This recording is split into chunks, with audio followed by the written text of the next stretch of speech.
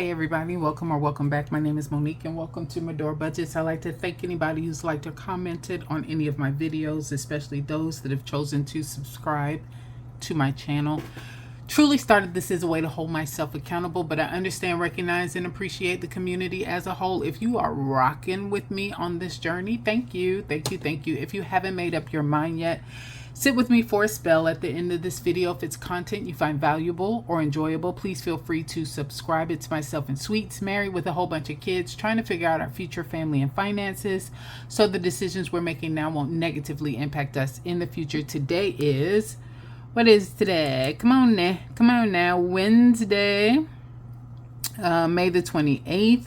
I'm just getting off work and you will see this video on Thursday. It is to do a budget with me for the check that I will receive on May the 30th. I won't be before you long. I ain't gonna hold you long, as the Southern pastors say, but we will go ahead and get started. So let's talk about the inflow. First thing you'll notice is that I do have listed here rollover for $50. Now, usually if I'm going to account for rollover, it's just dealing with the bills. I also have $1,500 that will go into that account for bills.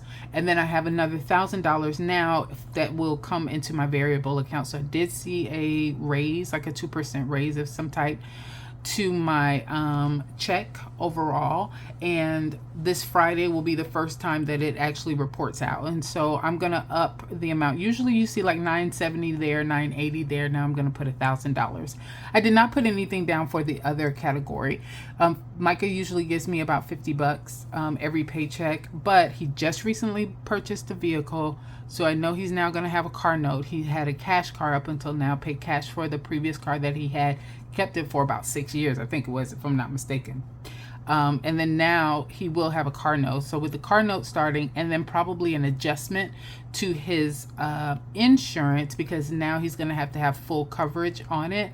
I just don't know what his money situation is going to look like, and I'm not going to try and tax him even more on top of that. I may still take that $50, we'll see, but for right now I'm not going to list it down. And I never list any of the money that Sweets gives me either. It's just going to be a surprise if I get it. So these are the amounts that we are working with. I'm going to go here and I'm going to set this as my default. I'm going to come back up here and we're going to add all of that together, and that should be 25.50 is my amount. There you go. All right, so we're going to stick that here. Let's go ahead and do right. There you go. All right, so that's the amount that I'll be working with. Next is my fixed expenses. I'm going to set aside $430 for mortgage, $260 for auto. Now, when you add $430 and $260 together, that equals $690. I really want to start to set aside $700 overall, just as a way to add a little bit more to try and get to my 1 month ahead. So here, instead of $260, I think I'm going to do $270, just so that I can get up to that $700 mark. Home warranty is $50. Ring is going to be $10. $175 for electricity. My electric bill is actually $55, but I'm paying extra on that just so that when the summer months hit, I'll have a little bit of a cushion there for the electric bill. Property insurance $175. BET Plus is going to be $6. Spotify $18. Paramount $13. iCloud $2, and HP Inc. $3. I still have my Audible subscription, but it is a bi-monthly service as far as when I pay. And so with that, I don't have to pay this month because I paid last month. So instead of it being $1,142, that's going to be $52 because I just added an extra 10 up here for the auto. All right, so let's remove that. So $25.50 minus 1152, that's going to equal $13.98, and that's the amount that I'm working with. So $13.98. All right, and duplicate that and bring it on down. All right, variable expenses is next. Giving, I'm going to set aside $140. Groceries $250. Gas $100. Over-the-counter medicine is $50. Dining $50. Home $50, and car wash $15. Car wash is kind of like a split bill method as well, where I am setting aside $15 every month, and then they'll take out the tidal wave will take Tidal Wave will take out the subscription for that on the 2nd of every month. Any money that I have left over, because it's not quite using up the full amount, will be used for if I need to buy anything for the car wash. So Tidal Wave gives you, you know, towels, and it gives you like almost like a Windex cleaner on that, but I need something a little bit more than that for my car. So if I have to buy any supplies, I should have enough money still sitting in there for that as well. And then what had happened was, that's my me money. I did bump that up. Since I'm going to see a raise, I did bump that up from normally $60 to $75. Now all of that together equals $730. So $13.98 minus $730, and that's going to equal $668 that's left. So I'm going to copy that, because we're going to move that on over here to debt. And that didn't work too well. So let's duplicate it. There you go. That works better. All right, so let's talk about debt. Nelnet student loan is where I have to pay $82. For Citi, I have to pay $100, and then I want to apply an extra $50 as well to my debt. So Citi credit card is the debt that I'm working on. Overall, I need to pay $200 minimum for that particular bill. I typically run a split bill, $100 from each check, and I go ahead and make that payment instead of holding it, so that I can make sure that there's not a lot of interest applying, or I can cut down on the interest that they are applying. I have $50 separated out as extra debt because it isn't necessary. It's not needed to meet the minimum payment, but it is me working through the avalanche method and trying to add a little bit more. But I do separate it out, because if anything ever happens and I need some extra money, I may not be able to make that extra debt payment. But for right now, it looks like we should be good.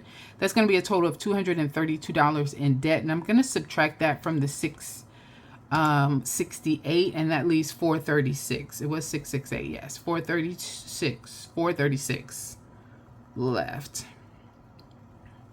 All right, and then we're going to duplicate that, and let's move it on up here to the top as we talk through our savings. So although what you see here, and I think I've talked about this before, all of these categories are now the category groups that align with YNAB. Now, even with that said, though, I'm going to scooch this over a bit. So even with that said, trust, I still am holding on to my envelopes, and now most of the envelopes that you see in here are all going to be prop money that's included. So under WTH, that's the main category group. You have other cash envelopes or digital envelopes listed there for YNAB. So come tomorrow, when I get ready to do my YNAB, when I open up that WTH category group, you're going to see buffer listed there. You're going to see car maintenance listed there. You're going to see health listed there. You're going to see escrow listed there. And you're going to see SC land listed there, as well as emergency. All of over here, all of the money that I have here with prop money aligns with the amounts that you will see in YNAB as far as online is concerned, on exactly where the money is going for that particular category. So I am allotting $70 for that particular one, and then I'll decide tomorrow when I go through YNAB. You guys will see that video on Friday. I will see where I'm going to allocate the money at that point. Same thing for subscriptions. I have one big category for subscriptions in here, just one envelope, and I put all the money in here, but it is a separate category group in YNAB. When I open that up, you'll see any of the subscriptions that I have that I am paying on yearly. If it is a monthly subscription, it's covered under the fixed expenses. That's why you saw things like BET Plus and Spotify and Paramount. But if it is a yearly subscription, then you will see it pulled from the envelope, and then so on and so forth. So I won't go through all of them, but I did want to let you know I can't get out of using these envelopes real time to kind of track my money. It just makes me feel better, and knowing that I've got a couple of different things going where I'm tracking it, so that I make sure I stay on track. So at the end of the day, I'm giving 70 to WTH, 20 to subscriptions. Family business gets 50, The wish farm categories will get 50. Now for Write the Vision, the investment is the only one that'll get money. There's only 2 that are listed there. It's either under investments or I would contribute money to my bookkeeping certification. I'm not ready to start contributing to that just yet. So for right now, it's just going to be $30, and that will go specifically to investment in that particular group. And that's why I went ahead and listed that here. And then Dreams Come True is going to get $50 as well. And that includes stuff like my tiny home that I want to get, the anniversary trip. Go ahead and start saving for that and things like that. My acrylic box that I keep on my desk will be, I'm going to contribute $25 to that. I need to get that beefed back up. I think I've decided now that my acrylic box is going to be for Christmas. So I definitely want to make sure I'm putting more money towards that. I skipped Little Bean. Little Bean gets $20 online in his Just Stuff envelope, and then $20 in cash for all of his little smaller envelopes that he has. And that would be these that you see here. Clothes, school. Each of these get $1 right now. Fun, snacks, sports, holidays, and then the 2025 gets $14 if I'm not mistaken, and all of that is done in cash. For these smaller envelopes that you have here, it's going to be $1 until $1 every paycheck given to each of these until he reaches 2, and then we move up to $2 every paycheck given to each of these. When he turns 3, it'll be $3, etc., etc. That's how I'm going to handle those. All right, so I need to outline here, though, real quick, that I'm going to get this $85 for savings challenges in cash. $25 for acrylic box needs to be in cash. Just this $20 for Little Bean needs to be in cash. And I think that is it. Yeah. Okay. All right, so let's add all of this up. I don't have my total here. So that is 70, 20, 50, 50, 30, 50, 40, 25, 85. That was wrong. Let's try again. 70, 20, 50, 50, 30, 50, 40, 25, and 85. $420. All righty. It's going to be 420 here. And so 436 minus 420 equals $16. So I have $16 left under budget. So that's good. All right, next test is going to be, let's look at the totals. So bills account, coming out of the bills account is anything that's listed under fixed expenses and anything that's listed under debt. So 1152 plus 232 equals 1384, and it needs to be no more than 1500, so I'm good. All right, next, the variable expense category and the savings category, those are both coming out of the variable account. So I have 730 plus 420 equals 1150. That's where we got a problem. All right, so there's only $1,000 right now that I am anticipating going into that account, and I'm showing $1,150 coming out of it based on the way that I have this listed out. So, minus 85, and I just have 1,000, right? All right, so I think I'm gonna take these two. And they're probably gonna come out of here. I'm gonna move them over to the side. So I'm gonna take the cash out and the for those out of there. $40 short. So this is a lot of moving. So you know what I'm gonna do? Let me put this back. We'll put it back, and we will instead take our given category. Can I move just that? I'll take a giving category. Right, so I'm going to take giving out. And let's put that up there. So 1152 plus 232 plus 140 equals 1524. And that's okay because I have $1,500 plus the $50 for the rollover being in the bills account. Minus 1550 equals, I didn't do that right, but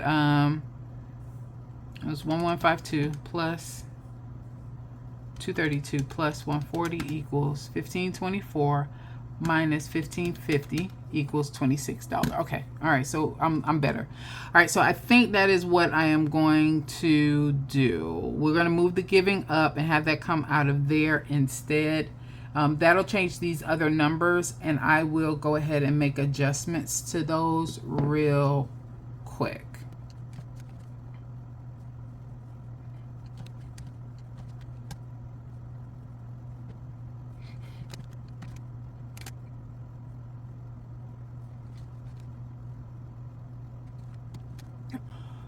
All right, I'm done. So I just went in and added that giving here underneath fixed expenses. That lets me know that that giving part is being captured there in that area or from those expenses. Now I might take the money and actually move it from the bills account into the variable account to make things easier and then do my giving from there.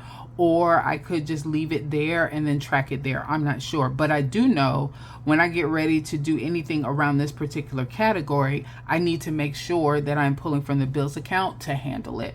And that's the thing that I'm still working through in my mind. So while YNAB takes all of your money and puts it all together, it's really more so a spending plan on what you want to do. You still have to act on that. And I know I've got 2 different accounts that this money is coming from.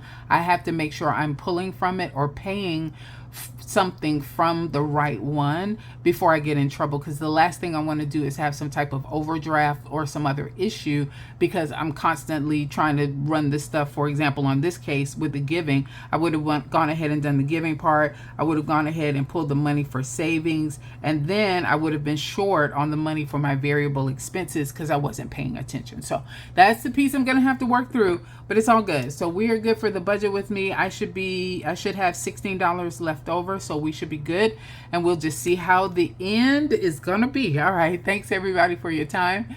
You guys have a good one.